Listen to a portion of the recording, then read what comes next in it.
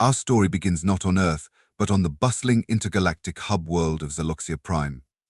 Picture, if you will, a planet-sized mall where every species in the known universe comes to shop, trade, and inevitably get into arguments about parking spaces. It was here, in a dingy bar called the Wobbly Neutron, that our hero, or should I say, our glorious agent of chaos, first made his mark on galactic history. Jack O'Malley, a human with a penchant for terrible ideas and an uncanny ability to survive them. Jack wasn't your average space tourist. He was a bona fide troublemaker with a grin that could make a black hole nervous. As he sauntered into the Wobbly Neutron, the various alien patrons couldn't help but stare, some with curiosity, others with thinly veiled disgust, and a few with what could only be described as hungry anticipation.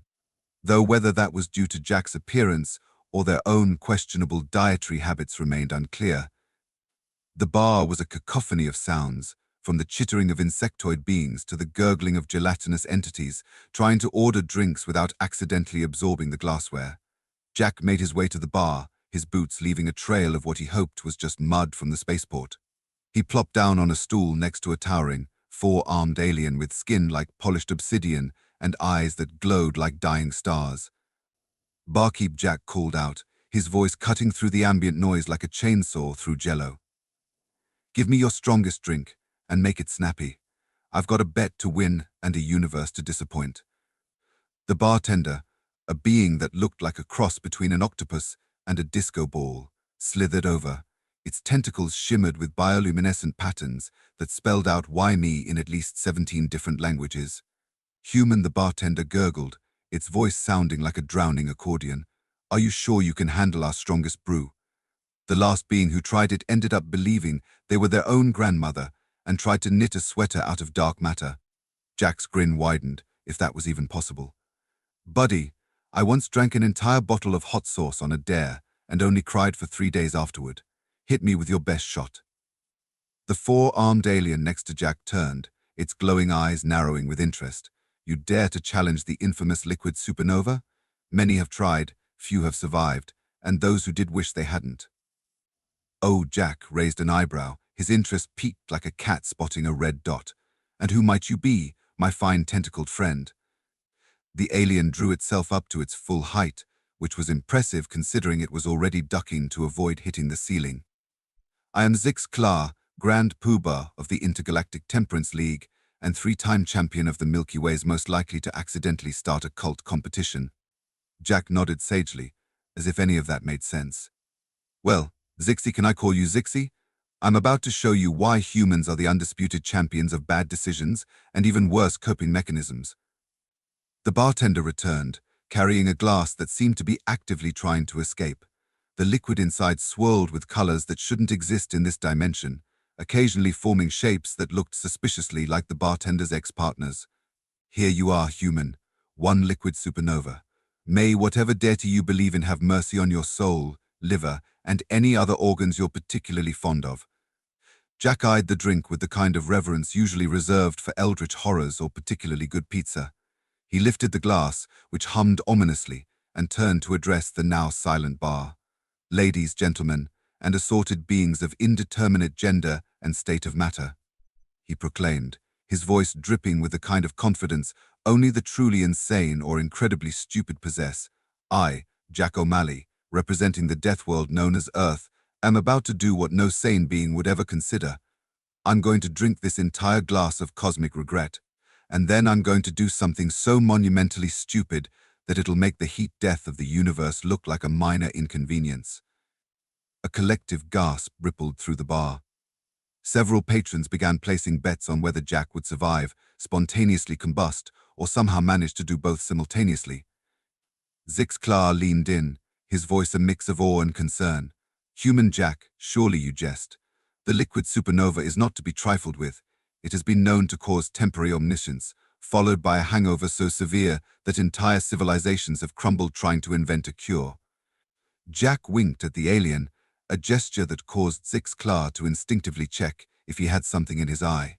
"Zixie, my quantum-entangled amigo, where I come from, we have a saying, 'Hold my beer, and watch this, consider this,' me saying, 'Hold my liquid supernova, and witness the birth of a legend.'" With that, Jack tilted his head back and downed the entire contents of the glass in one go.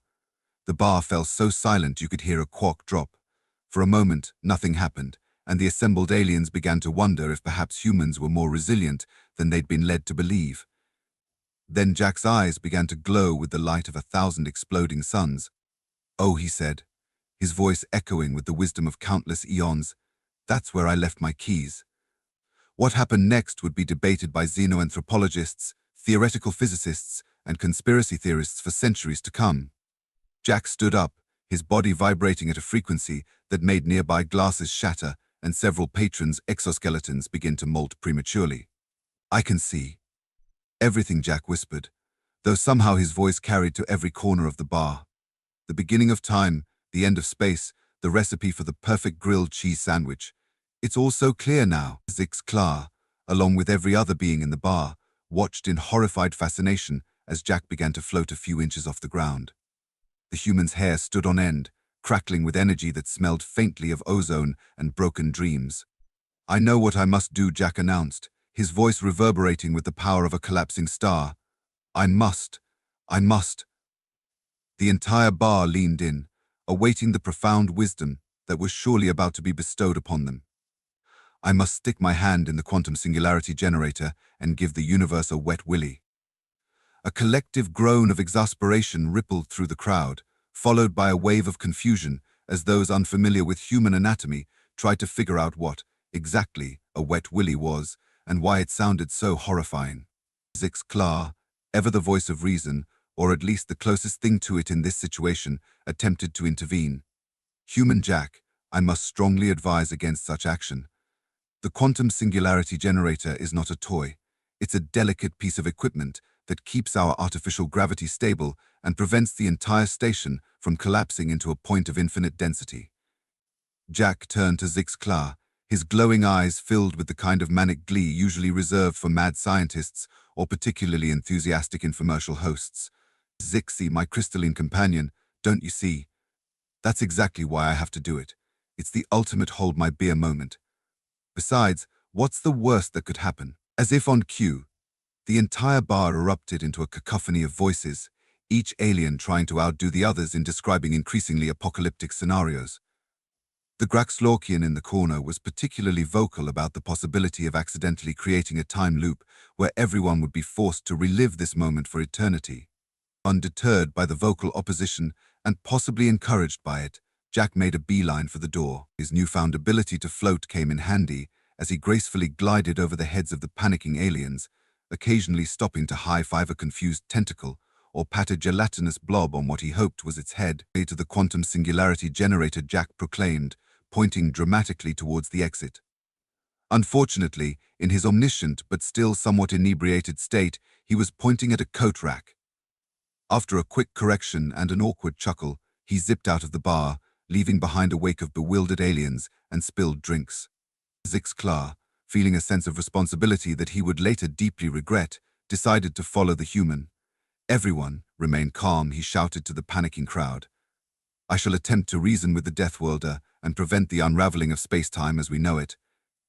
As Zix Clar rushed out of the bar, he couldn't help but wonder how he, a respected member of the Intergalactic Temperance League, had ended up chasing after a drunk human hell-bent on giving the universe a cosmic wet willy.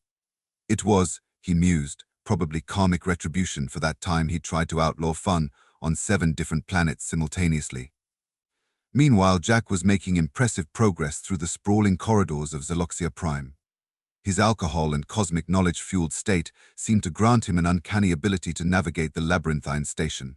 He zoomed past bewildered aliens, occasionally shouting nuggets of profound wisdom that were immediately undermined by his actions. "The secret to eternal happiness is to always be yourself," he yelled, while narrowly avoiding a collision with a group of hive-minded fungi. "Unless you can be a unicorn. Then always be a unicorn." Zix Clar struggled to keep up, his forearms pumping furiously as he charged after the floating human. "Jack," he called out, his voice a mix of exasperation and genuine concern. "Please reconsider this course of action. The quantum singularity generator is not meant to be trifled with." Jack spun around mid-air, floating backwards as he addressed the alien.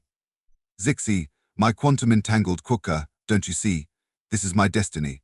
I can feel it in my bones, and in my left elbow, which is now telling me the weather on planets I've never heard of. Before Zix Klar could formulate a response that didn't involve screaming incoherently, they arrived at the entrance to the quantum singularity generator room. The door was a massive, imposing structure covered in warning signs in hundreds of languages. The most prominent sign, written in glowing red letters, read "Danger, quantum entanglement in progress. Do not observe or reality may cease to exist." Jack paused for a moment, squinting at the sign. He mused. I always thought quantum entanglement was more of a suggestion than a rule.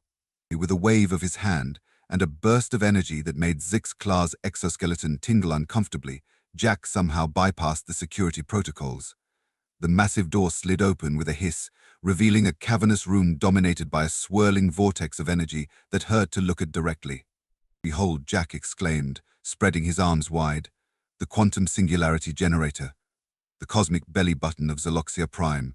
The swirly-whirly timey-wimey thing." Zix Klar, who had finally caught up, placed all four of his hands on his knees, panting heavily. "Jack," he wheezed, "I implore you to reconsider.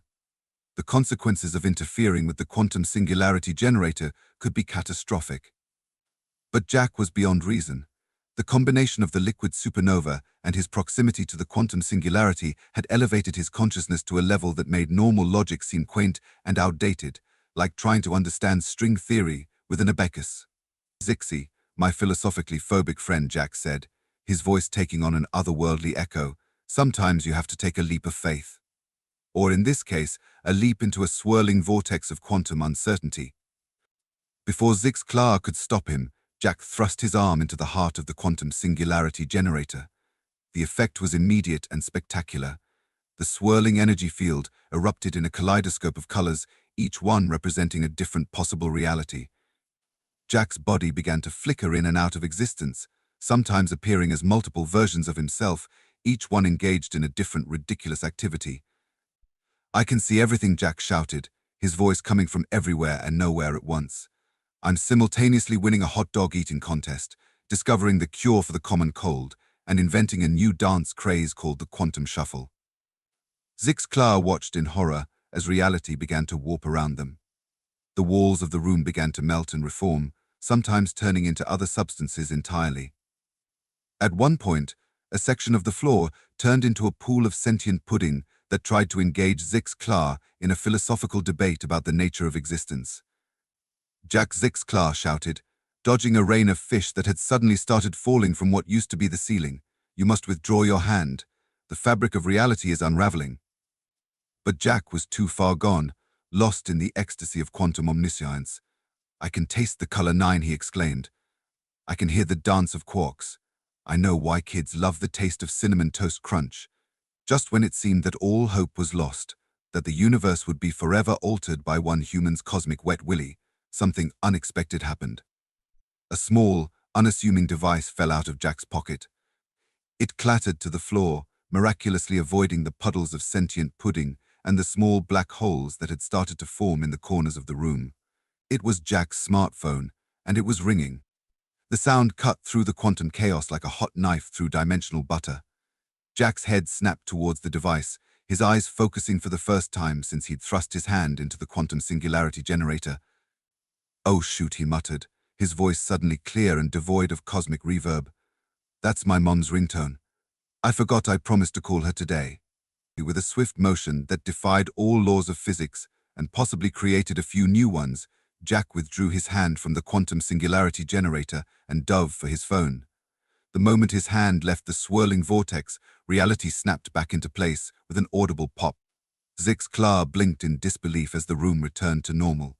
The pudding disappeared, the fish stopped falling, and the small black holes politely excused themselves before vanishing with a tiny poof.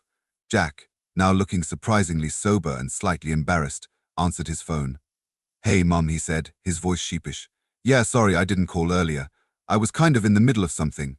No, nothing important. Just hanging out with some friends," as Jack chatted with his mother, assuring her that yes, he was eating well, and no, he hadn't gotten involved in any intergalactic incidents lately.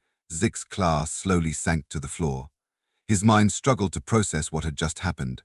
The universe had been on the brink of unraveling, Reality itself had been moments away from collapsing, and it had all been averted by a phone call from someone's mother.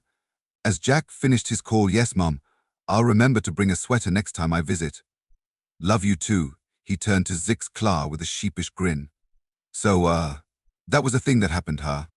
Zix Klar stared at Jack for a long moment before bursting into laughter.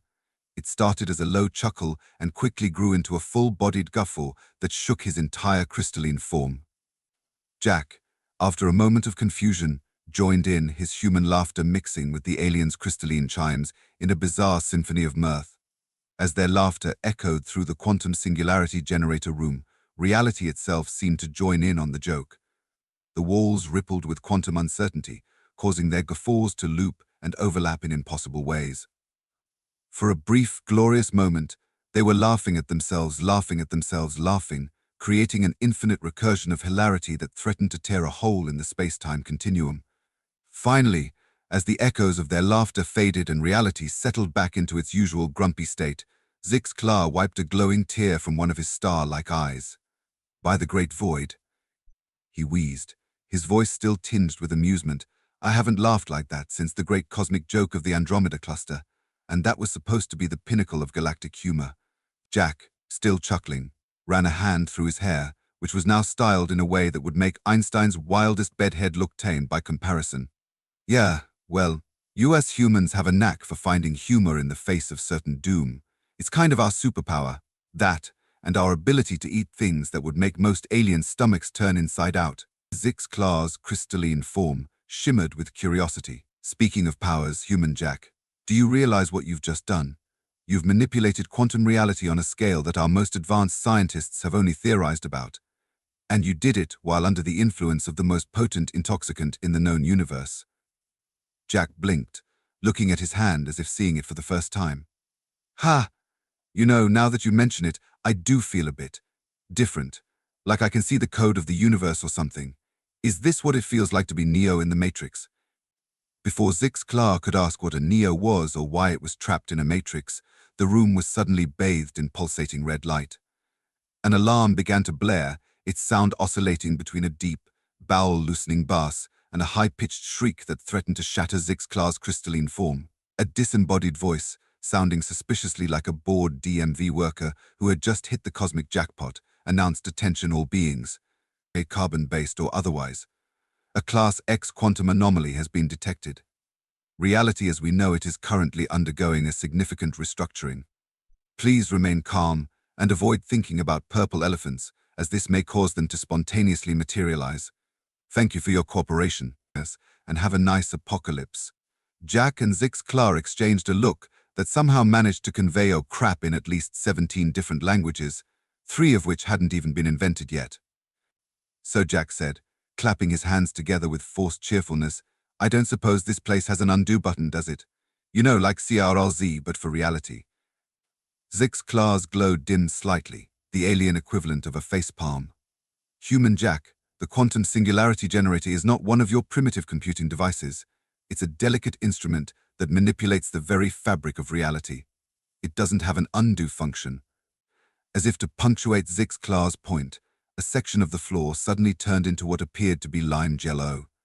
Jack, whose foot was unfortunately placed in that exact spot, found himself sinking into the gelatinous floor. "Well," Jack said, trying to maintain his composure as he sank up to his knees in wobbling green goo, "I guess you could say I'm in a bit of a sticky situation." Zix Klar's crystalline form vibrated in what Jack was beginning to recognize as the alien version of an exasperated sigh. "This is hardly the time for your Earth humor, human Jack. We need to stabilize the quantum field before."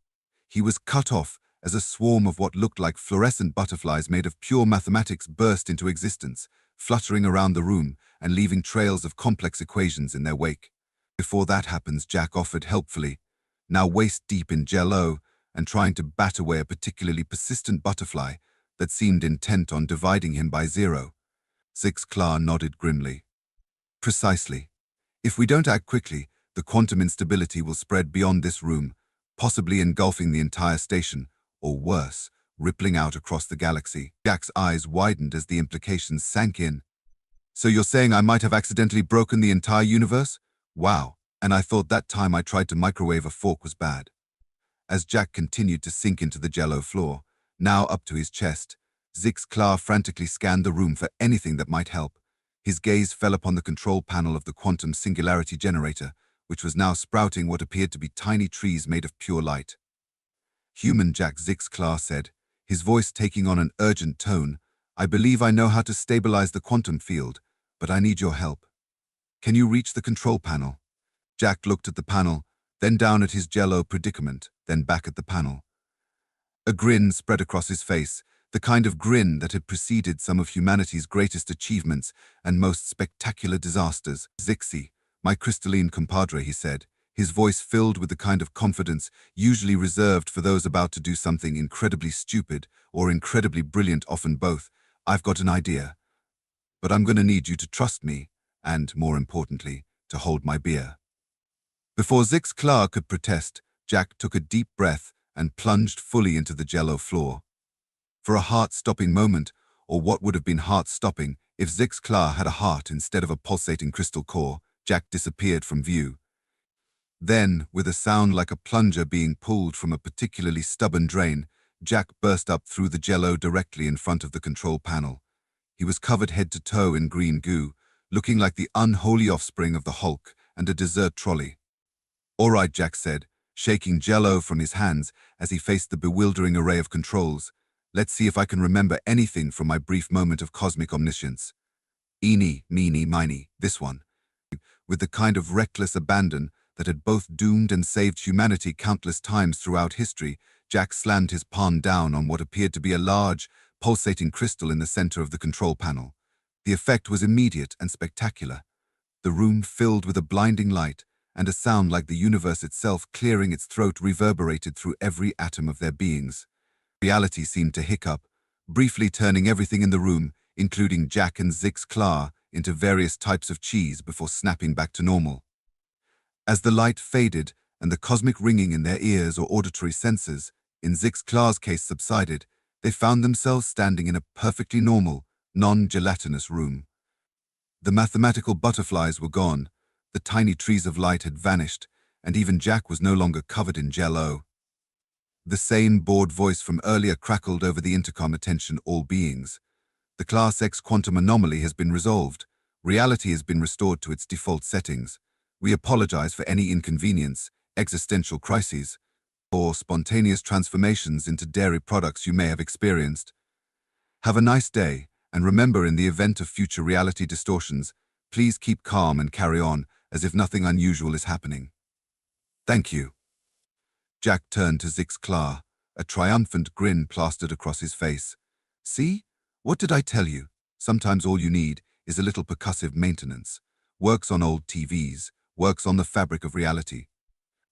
Zix-Klar stared at Jack, his glowing eyes wide with a mixture of disbelief, admiration, and what might have been the alien equivalent of an oncoming migraine.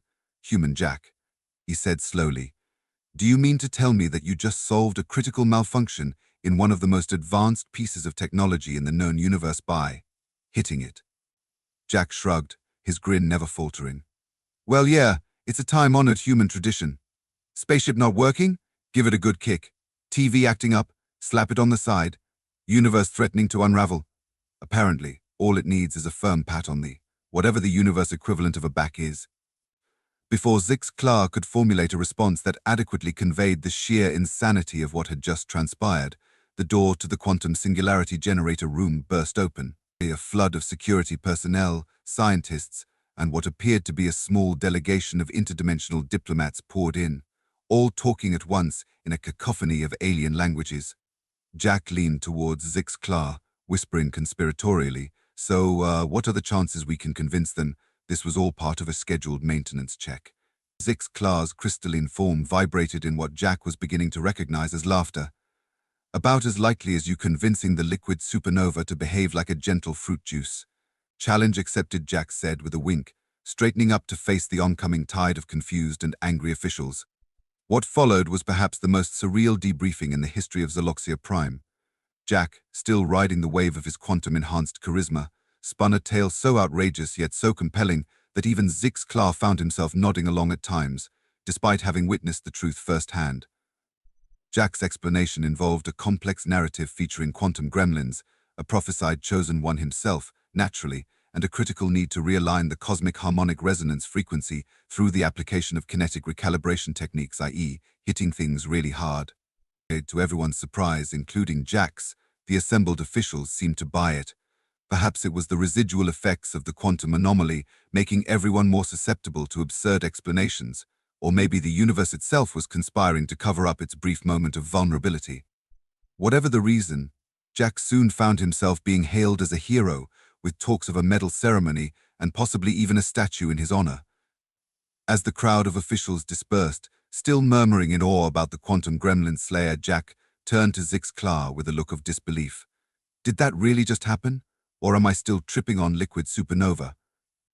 Zix Clar shook his head, his crystalline form shimmering with amusement. It happened, human Jack. Though I suspect the repercussions of this day will echo through the cosmos for eons to come. Jack nodded sagely, then paused, a mischievous glint in his eye. So, do you think they'd notice if I took a little souvenir? That hyper-intelligent shade of blue looked pretty cool. Before Zix Clar could formulate a response that adequately conveyed the sheer insanity of that suggestion, a new voice cut through the room. Ahem. I believe I can answer that, Mr. O'Malley. They turned to see a small, unassuming alien that looked remarkably like a sentient paperclip wearing a tiny bowler hat. The alien cleared its throat, or what passed for a throat in a being made primarily of bent wire, and continued, I am Clip Clop 7, Chief Bureaucrat of Zaloxia Prime. While we are, of course, grateful for your unconventional assistance in averting a multiversal crisis, I'm afraid I must insist that all components of the quantum singularity generator remain in place, including any hyper-intelligent shades of color. Jack's face fell for a moment, but he quickly recovered, flashing his trademark grin. Fair enough, Clippy. Can't blame a guy for trying. So, about that medal ceremony. As Clip Clop 7 began to outline the extensive paperwork required for interstellar commendations in triplicate, naturally, Zix Clar found himself marveling at the strange turns the day had taken. He had started his morning as a respected member of the Intergalactic Temperance League, and now here he was, standing next to a human who had nearly unraveled the fabric of reality, saved it with a well-timed slap, and was now negotiating the color of his honorary sash with a sentient paperclip. The universe, Zix Clar reflected, had a strange sense of humor. But perhaps that was the point. In all his years of promoting temperance and moderation, he had never felt as alive as he did in the chaotic wake of Hurricane Jack. As Jack chatted animatedly with Clip Clop 7, occasionally making paper airplane gestures that seemed to deeply confuse the bureaucratic alien, Zix Clar made a decision. He would resign from the Intergalactic Temperance League first thing tomorrow. Life, he realized, was too short even for a being that measured its lifespan in millennia to always play it safe. Human Jack, Zix Clar said, interrupting the increasingly bizarre conversation about the logistics of pinning a medal on a being made of solidified light waves. I believe you mentioned something earlier about a... What was it? A hold my beer moment. Jack turned to Zix Clar, his eyes widening in surprise and delight. Zixi, my crystalline catalyst of chaos, are you suggesting what I think you're suggesting? Zix Clar nodded, his entire form glowing with anticipation. Indeed, I believe it's time I experienced one of these moments for myself. After all, if the universe can survive you, surely it can handle whatever trouble we might get into together. Jack's grin threatened to split his face in two. He threw an arm around Zix Clar's shoulders, or what passed for shoulders on a crystalline being, and turned to Clip Clop Clop 7. Sorry, Clippy, but it looks like the medal ceremony will have to wait. My buddy Zixi and I have some universe to explore and some bad decisions to make. As they strode out of the quantum singularity generator room, leaving behind a very confused bureaucratic paperclip, Jack couldn't help but feel that this was the start of a beautiful, if potentially catastrophic, friendship. So, Zixi, Jack said as they made their way back towards the wobbly neutron, how do you feel about trying to surf a supernova? I hear the Crab Nebula is lovely this time of year. And so, dear readers, we leave our intrepid duo as they set off to test the limits of both physics and common sense across the cosmos. Remember, the next time you hear of an unexplained astronomical phenomenon or a sudden burst of improbability that briefly turns all the squirrels in the galaxy into tap-dancing rutabagas, chances are good that Jack and Zix Klar were somehow involved. After all, in a universe full of wonders and terrors, sometimes all you need is a Deathworlder with more courage than sense, a reformed alien bureaucrat with a newfound taste for adventure and the unshakable belief that, no matter how dire the situation, a good solid whack might just set things right. Just be sure to hold their beer first.